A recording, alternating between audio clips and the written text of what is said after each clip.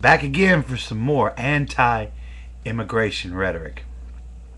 For too long, the American people have been idly sitting by for the past 25 years.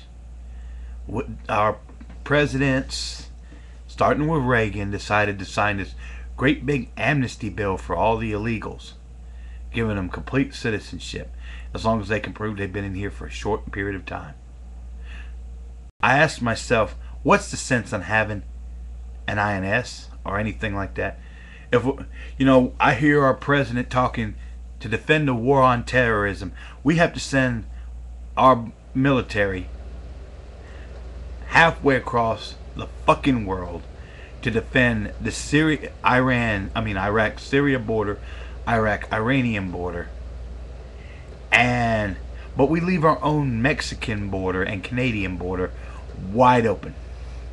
The same president decided to sign a new law that allows Mexican truck drivers free access to the border. They can bring whatever they want over the border from here to Canada if they want, and they can do any stops in between.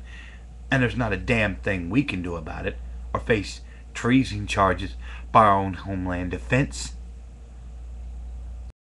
But now we got a whole bunch of these wetbacks now decrying that we need to give them more government support, more free housing, more free everything.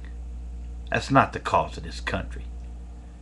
The reason we had an immigration, to all you anti-immigration people out there, the reason we have it is so Mexican people can assimilate to our culture.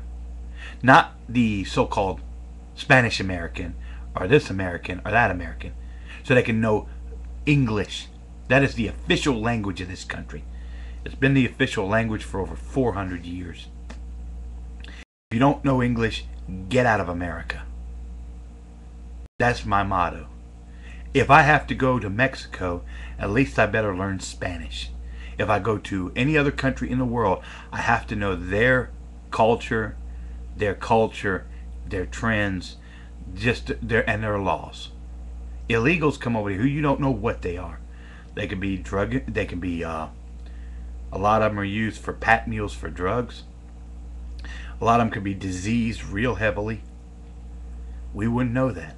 Or they could have very strong criminal backgrounds, rapes and stuff like that. We have no way of knowing that. They come over here for a fresh new start. To me, I believe wholeheartedly that we need to start pulling our troops out of these foreign shithole countries and start defending our own borders, reopening the bases back in the United States, closing the foreign bases across the world. That's what we need to start doing. We need to start by telling the illegals, hop your ass back over the border. Stop subsidizing. Stop guaranteeing automatic citizenship because a woman gets knocked up. She's about 5 or 6 months pregnant, makes to cross over the Rio Grande, and boom, we got a new two-citizen party. She's pregnant. Her baby's born on our soil, automatically makes it a citizen of this country. And if you don't think I don't know my stuff, my cousin was born in Bolivia. And he's a white baby. But they would not, the Bolivian culture told he has to have a Brownfield birth certificate because he could not get, because his parents were American citizens and they would not accept him as a Bolivian citizen. We should be the same way in this country. You get knocked up, fine, take it over the border. If you got an old man here who wants to bring you back, he can go to legal channels. You can come here. But until then, get your ass back over the border. We start defending this country. And instead of having a president who thinks the best way to defend the war on terror is to fight it in another country, live and die in a foreign shithole, you better start thinking your priorities better, mister. Defend here first. Hell with over there. That's why our military is called a national defense.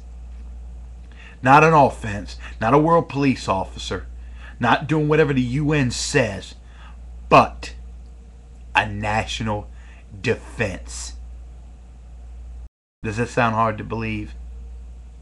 For too long you hear about the defense of our country, and then yesterday being Memorial Day, we honor our dead and fallen, when you have a president who blatantly spits in their face by sending our servicemen and women to die in a foreign crap hole for nothing, and sheer pride because he screwed up, but instead of fixing the problem decided we need to throw more billions and billions more dollars into a problem that can never be fixed. As long as we stay there, it's going to get worse and worse and worse. If we had somebody like Bush back 20 years, about 35 years ago, we would still be stuck over in Vietnam to this date. We'd be drafting troops to go to Vietnam even today. Is this going to be our next Vietnam? The Iraqi soldiers are going to be our Iraqi war wounded are going to be the brand new Vietnam troops facing America. When you're going to finally get off your ass and start looking at alternatives? It can't be no more expensive than what we're going through. Wake up, America.